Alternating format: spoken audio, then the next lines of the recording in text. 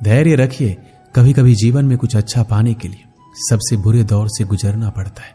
हर इंसान में कोई ना कोई प्रतिभा जरूर होती है, लेकिन लोग अक्सर इसे दूसरे जैसे बनने में नष्ट कर देते हैं। जो बुरा लगे उसे त्याग दो, फिर चाहे वो विचार हो, कर्म हो या मनुष्य। जिंदगी में हम कुछ नया इसलिए भी नहीं कर पाते क्योंकि हमें लगता है कि दूसरे नहीं कर पा रहे हैं तो हम कैसे कर सकते हैं। जिंदगी में कैसा भी मोड़ आए, कभी हिम्मत मत हारना, क्योंकि तुम्हारी हिम्मत ही तुम्हें हर कठिनाई से बाहर निकालेगी। एक बात याद रखना, पूरी दुनिया जीत कर भी अगर आपने माँ बाप का दिल नहीं जीता तो वो हार के समान है। एक समय की बात है, एक राज्य में एक पराक्रमी राजा का शासन था। उसकी कोई संतान नहीं थी। ढलती उम्र के कारण राज्य के भावी उत्तराधिकारी को लेकर वह अत्यंत चिंतित था। अनेक वैद्यों को दिखाने के बाद भी वह संतान सुख से वंचित ही रहा।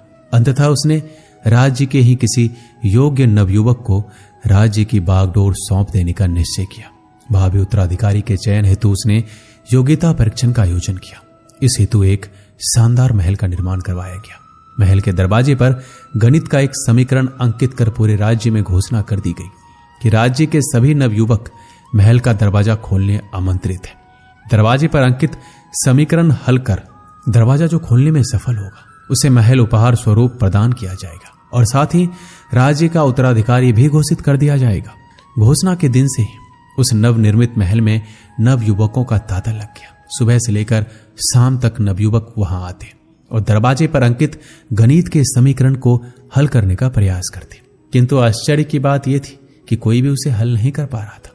कोई उसे लिखकर या याद करके जाते और घर पर उसका हल निकालने का हर संभव प्रयास करते, किंतु फिर भी असफल रहे थे। कई दिन बीत गए। राजा के बड़े से बड़े गणितज्ञ भी उस समीकरण का हल निकालने में असमर्थ रहे। तब राजा ने दूसरे राज्यों के गणितज्ञों को आमंत्रित किया। दूसरे राज्य के गणितज्ञ आए और गणित का वह समीकरण हल करने लगे। जैसे जैसे दिन ढलता गया, एक एक करके गणितज्ञ वहां से जाते गए। अंत में मात्र 3 लोग शेष बचे। उनमें से 2 दूसरे राज्य के गणितज्ञ थे, किंतु तीसरा गांव का एक साधारण सा युवक था। दोनों गणितज्ञ जहां गणित का समीकरण हल करने में लगे हुए थे, वो युवक एक कोने में खड़े होकर उन्हें देख रहा था। राजा ने जब उसे यूं खड़ा देखा तो पास बुलाकर पूछा, तुम दरवाजे पर अंकित समीकरण हल क्यों नहीं कर रहे?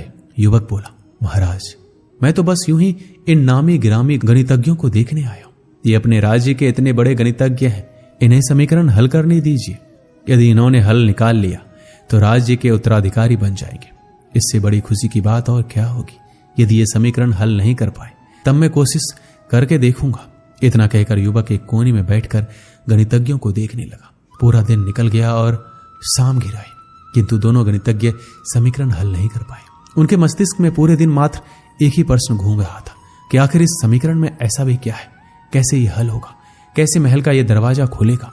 पूरा प्रयास करने के बाद भी वो समीकरण हल नहीं कर पाए। उन्होंने हार मान ली तो कोने में बैठा युवक उठकर दरवाजे के पास गया और जाकर उसे धीरे से धक्का दे दिया। जैसे ही उसने दरवाजे को धक्का दिया, दरवाजा खुल गया। दरवाजा खुलते ही लोग उससे पूछने लगे कि तुमने ऐसा क्या किया कि महल का दरवाजा खुल गया? युवक बोला, जब मैं बैठकर सबको गणित का समीकरण हल करते देख रहा था तो मेरे दिमाग में विचार आया कि हो सकता है कि दरवाजा खोलने का कोई समीकरण ही ना हो।